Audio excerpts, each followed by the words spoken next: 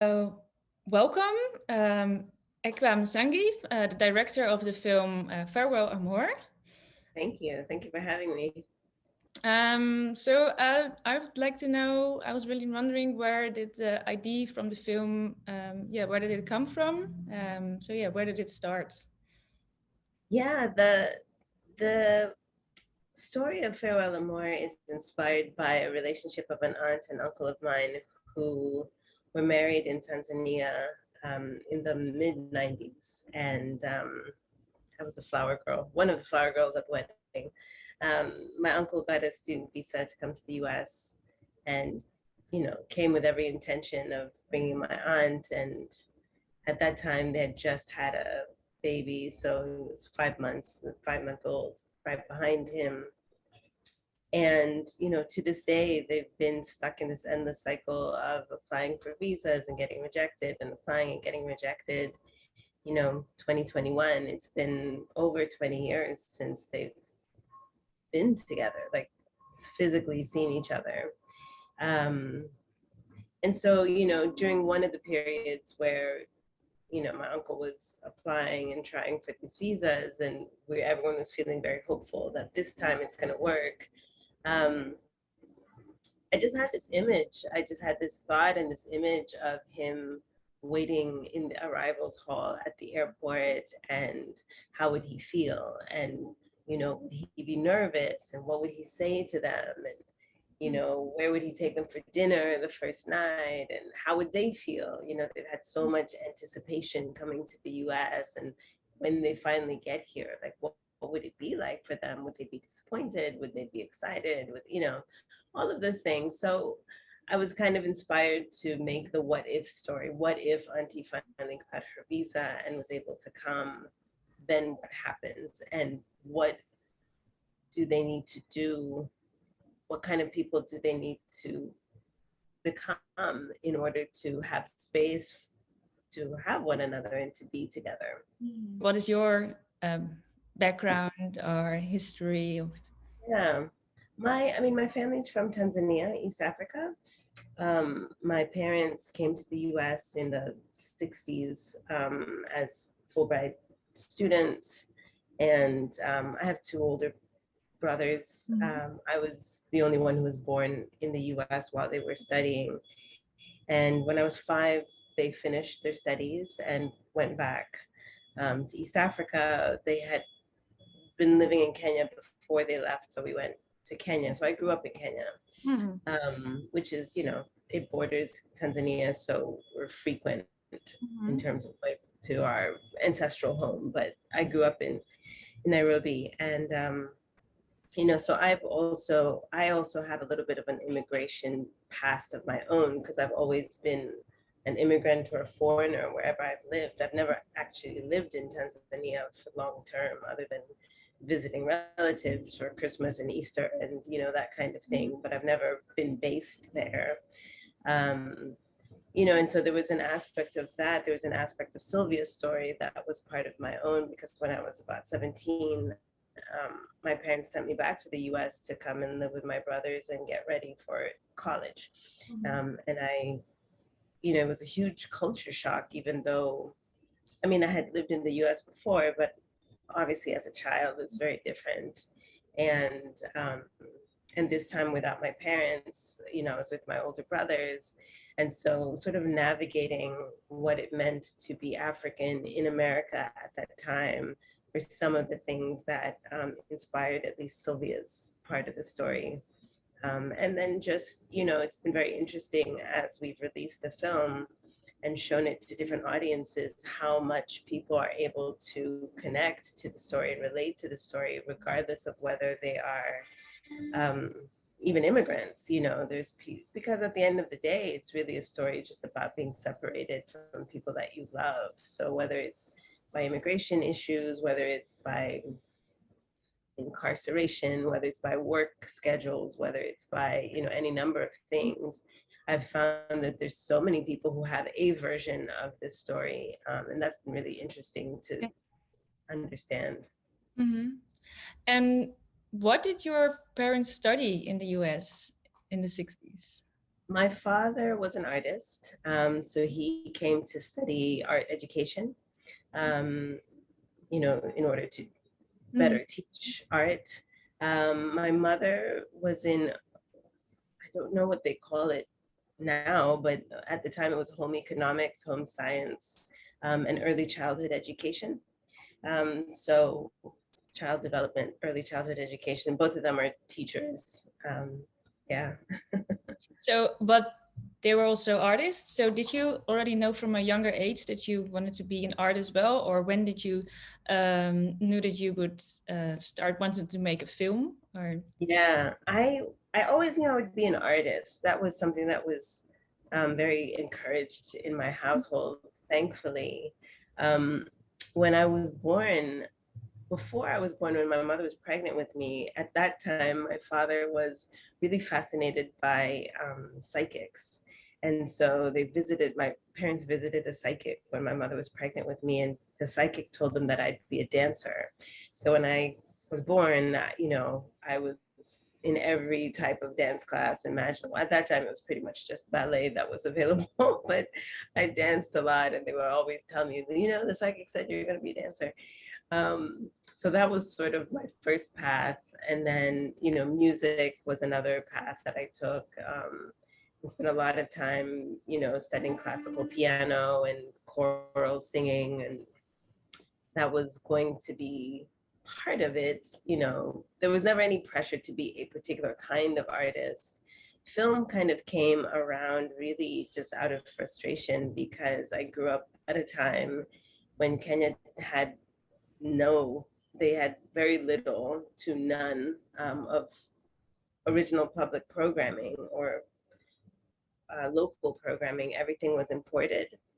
And so it just frustrated me that the people that I knew and the people who were around me who were funny and interesting and dramatic and all of these things, I could never see them reflected anywhere. And their stories, I could never see their stories reflected anywhere. And it was always just things that completely had, I mean, I say this often, but it's true. We watched the film Rambo for like 10 years or something, on repeat pretty much. Um, and that just irritated me so much. So filmmaking kind of came actually as a dare because I would complain so much about the programming that we had. My father was finally like, all right, fine, quit complaining, just make your own films. And I was like, fine, I will. So I decided to be a filmmaker with no information or no idea of what filmmaking entailed, and went to film school with no idea of what filmmaking entailed, um, and, and learned. And here we are. well, I think yeah, frustration is always a good motor to get things done. Yeah. Um, Yeah. and is your film, has it been screened in Kenya or Tanzania or Angola? It has, unfortunately, due to COVID, we haven't had any in-person screenings, but the film on on the African continent, the film is showing on Netflix. So a number of people who have Netflix have seen it. I did go to one film festival in April in Egypt. And so that was a sort of in-person live screening, the first one that I've had on the African continent of the feature Farewell Amor. Hopefully more to come in, later on this year. We'll see. So you talked about that you also were into dance before filmmaking, and there's Yeah, also a lot of dance and music in Farewell yeah, Amor. Can you tell something more about the dance in the film and the role of dance? absolutely. Was one of the sort of sparks for this particular iteration of the story because, as much as it's inspired by my family, this isn't my family. My family's not from Angola. My family are not dancers. I don't think my uncle has had an affair, actually. I certainly don't want to put that out in the universe and slander his name. But as I had been sort of thinking of this story and working on, my next film, because before this I had done a comedy, I was practicing dance, this particular style of dance from Angola called Kizomba. There's a small community here in New York, and I was going to all of these clubs and parties and, you know, just kind of learning about the dance and the culture, which I just thought to be so beautiful for a number of reasons. Um, you know, when people think about African dance, they don't think about sensual couples dances. You think of sort of traditional drumming inspired dances. So the fact that there are sensual couples dances on the continent was really exciting to me. But then also, you know, I practice a lot of different kinds of dance. I love dancing, and you know, unlike other couples dances that I've done before, salsa, bachata, kizomba is very unique in the sense that it doesn't have a regular foot pattern to it. And so you actually do need to be very present and connected to your partner in order to know which way they want you to go when you're following, you know, if they're the leader.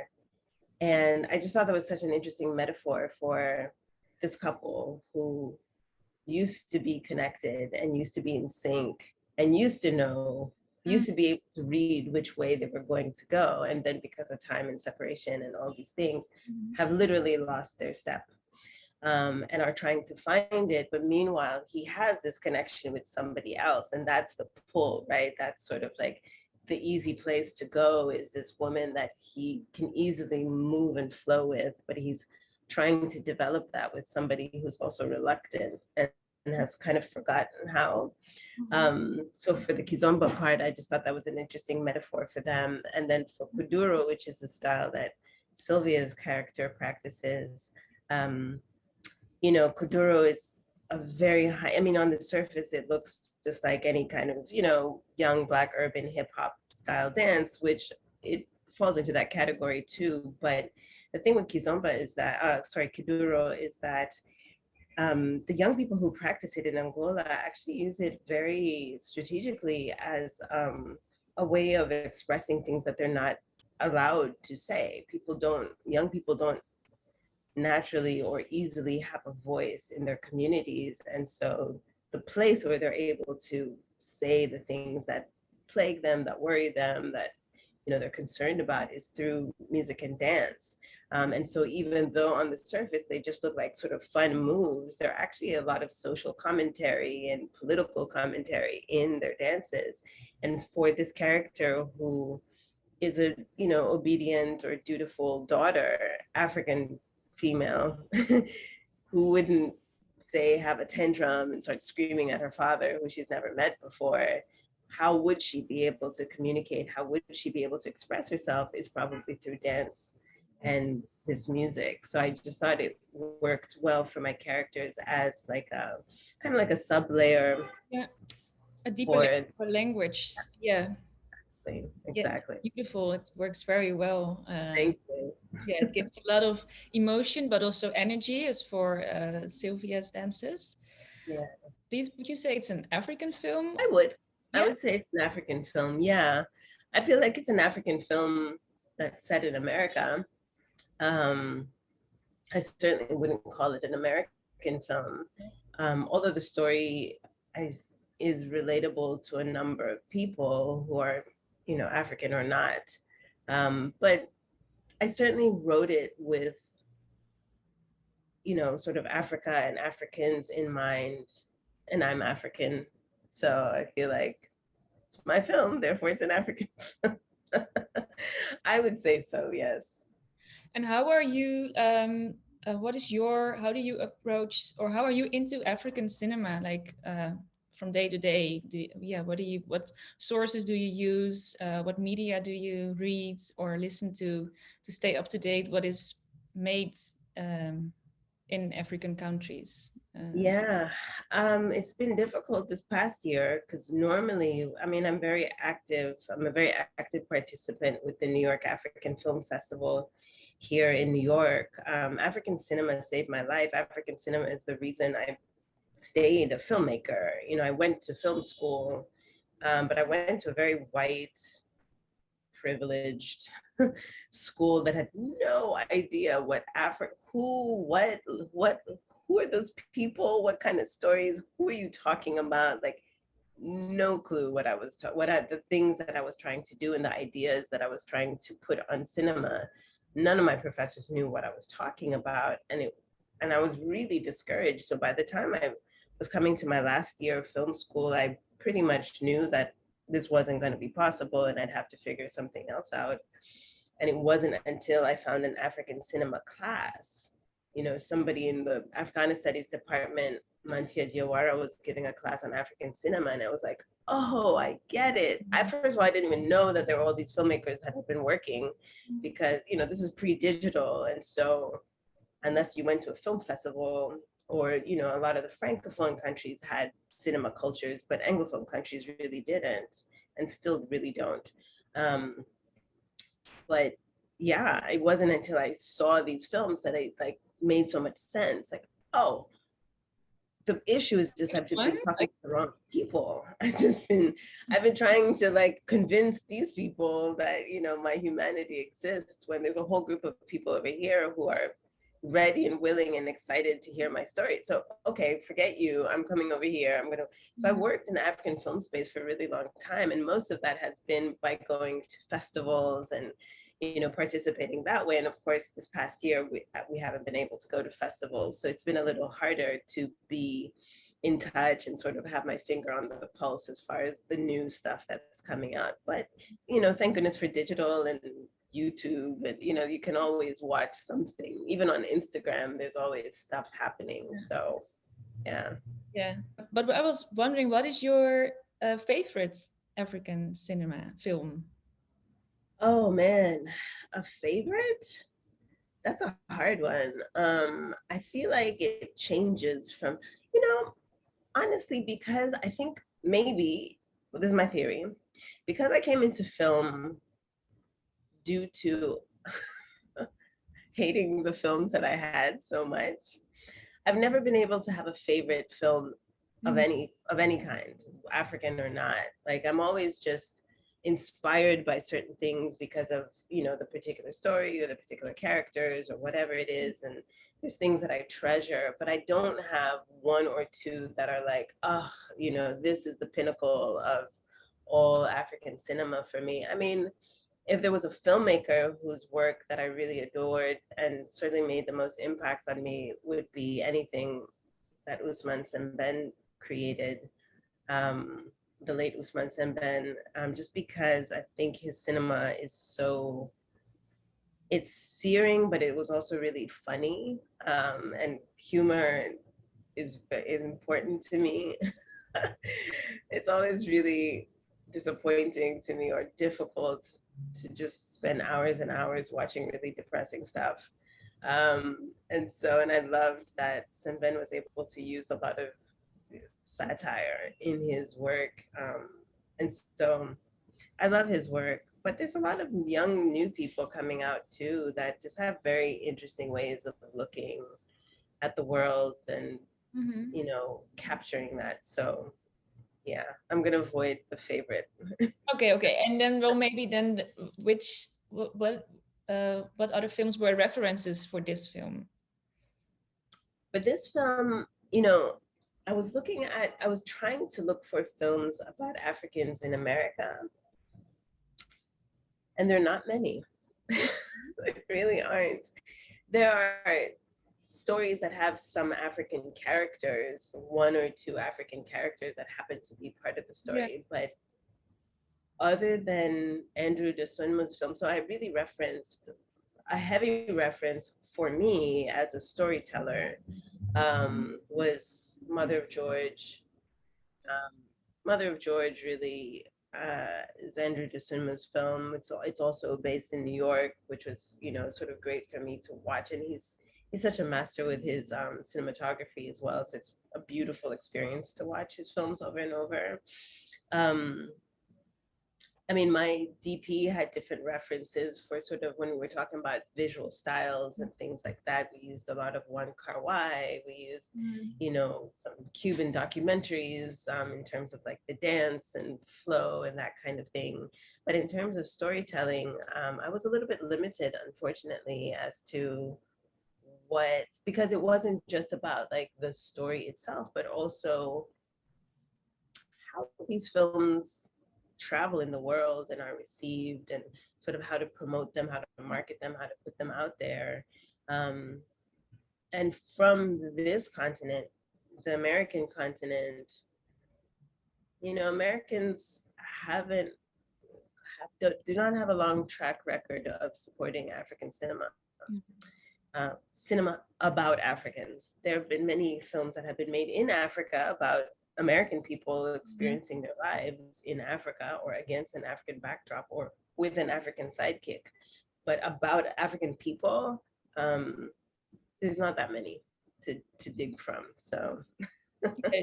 So you made a you're telling a unique story in that way. About the filmmaking, I was wondering what process did you enjoy the most for this film? everything except the editing. And only because I don't really enjoy editing at all. Like in general, it has nothing to do with my editor. My editor was great. Bless my editor. Good Lord. I'd never been able to make this film without them. We ended up having two editors, but it was also a very stressful edit because we had such tight timelines. I mean, the production part was really interesting. It was hectic, but it was really just, there's something so magical about this thing that's been in your head for 2, 3, however many years, and like seeing it come alive in front of you. It's just, there's nothing like that.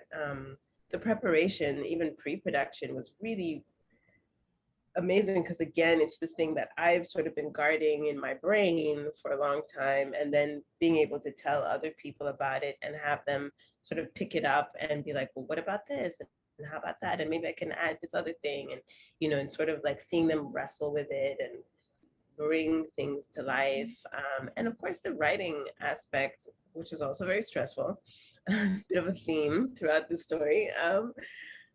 But it was really interesting to try and put myself in the shoes of these people and imagine what their experiences would be like and what would they say and how did they sound. And so in order to, because I was writing for three characters, who I consider my leads, all three of them are my lead characters, and I wanted it to be specific to their voice and their mannerisms and all of those things. I had a playlist, a musical playlist for each character that I would play while I was writing that chapter, which became very useful when we were in pre-production. I was able to give those playlists to the actors as sort of like, this is what inspired me to write about you, and they were able to take that and use that, and then we use that in the edit as well.